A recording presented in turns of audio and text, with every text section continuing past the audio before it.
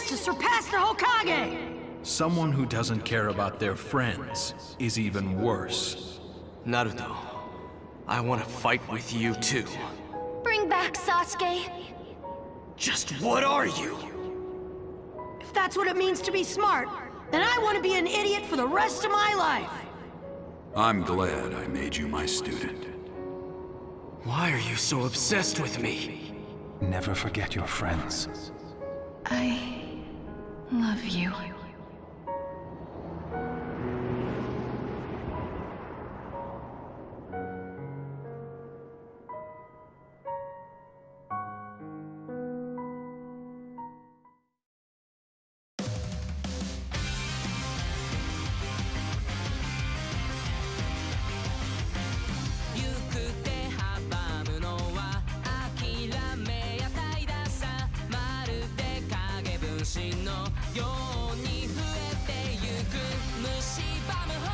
Much like its opening sequence, Naruto Storm 4 throws as much at you as it can in the hopes that something sticks, and while it is extremely disappointing in ways, Storm 4 is a decent send-off to a more than 7-year-old series.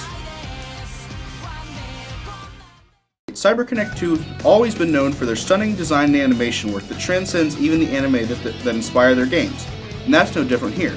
Developers took full advantage of the PS4 and Xbox One's power, and that shows. The Storm games have always looked good, but the use of particle effects provide a shiny new coat of paint. But while the game looks great, the overall presentation in the game's single-player campaign is a complete mess and seems like a downgrade from previous installments. Rather than having the entire story mode presented in a mix of in-game footage and amazing pre-rendered cutscenes, the majority of the story is told through stills taken from the anime series. That's right, stills, not animation. Most of the story sequences are just slideshows. Only towards the end of the game, when the story reaches content that hadn't been adapted in the anime series at the time, does CC2's usually stellar presentation shine through.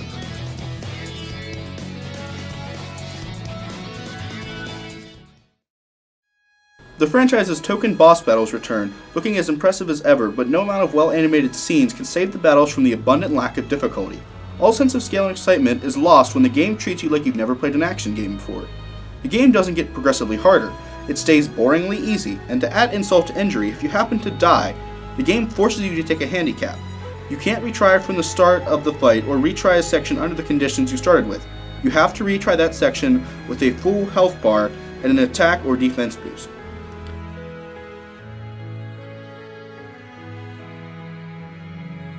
And difficulty isn't the only thing holding the boss battles back. There's a clear lack of creativity when it comes to the flows of battles. In Storm 2, for example, boss battles had phases. Your foes transformed, each boss encounter became more intense than the last, and dealing the final hit was satisfying. In this game, there's no satisfaction from defeating a boss. And most of the fights boil down to draining the enemy health bar and going into quick time events.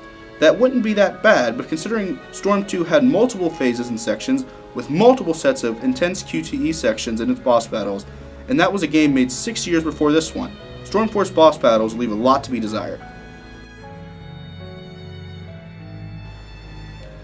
The story mode does, however, make a commendable effort at variety. It throws some horde battles and shoot 'em up sections at you that, while fun at first, once again, have no challenge no matter how far in the story you are.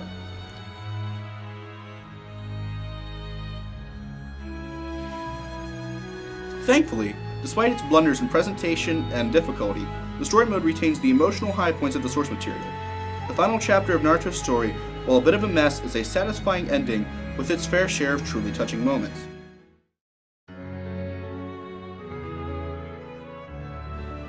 When it comes to the battle system, not much has changed. You can now switch between a team of 3 characters rather than choosing one and having the other 2 act as support. But aside from that, the ninja battles are the same they've always been. Sure, there are a few other new additions like battle damage on characters and status effects, but nothing here stands out as fresh.